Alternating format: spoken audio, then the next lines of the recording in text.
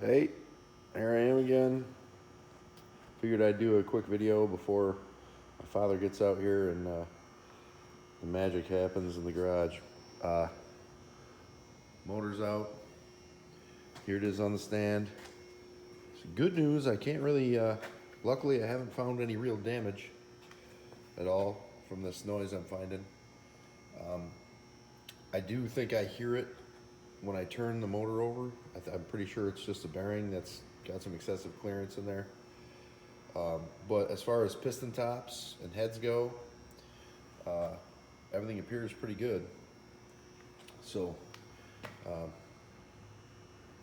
these are ARP studs in here, diamond pistons. Everything with the cam was good. I checked the valve clearance on it all before I took it apart. Nothing moved. You can see the deal with these big cams and driving on the street. This is a 600 lift custom grind competition cams version with a 95% rate valve lift, maybe 94, something real close to that. You can see the fuel distribution issues really. I've wiped on some of these and stuff, but you can see this guy was a better, leaner mix than that guy. And it's just the carbon buildup is inconsistent and fairly gummy. I'm gonna try to get away from that. You can still see the cross hatch in some of these cylinders.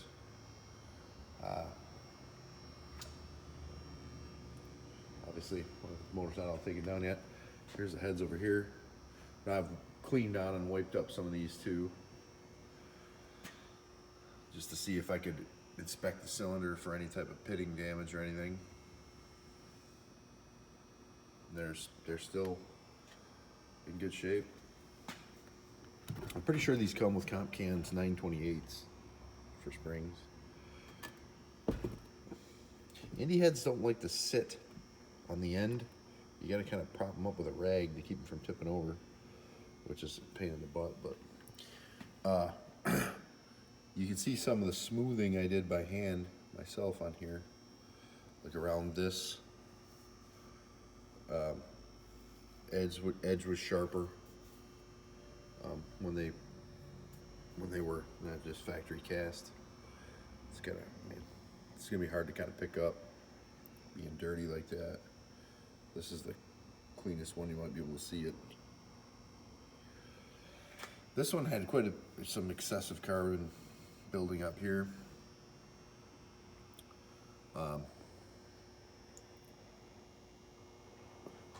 That pitting is factory cast there.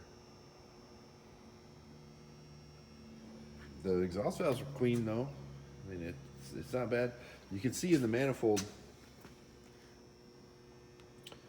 it's a little easier if I get back, inconsistent reversion, where some of them are darker than others, like this guy and that guy. So there's, definitely some moderate fuel distribution issues, but with a tighter cam, that'll probably go away, at least a lot of it, because the vacuum will be much more consistent and not as erratic. But for you to get some content out, just like I said before, it's too hard for me to film while we're working, so I'll put out chunks like this hopefully as we get it apart.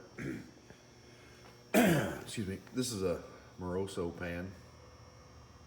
I'm gonna replace that oil line with something without 90 degree, like hard 90s.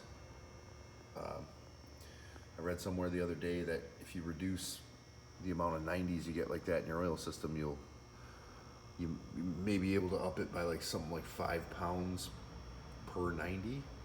I don't know if that's true. I'm gonna try it, because that's a pretty old line right there. That line's like 20 years old anyway, so I should probably upgrade that. Yeah, so hopefully I'll get that crank out today, maybe.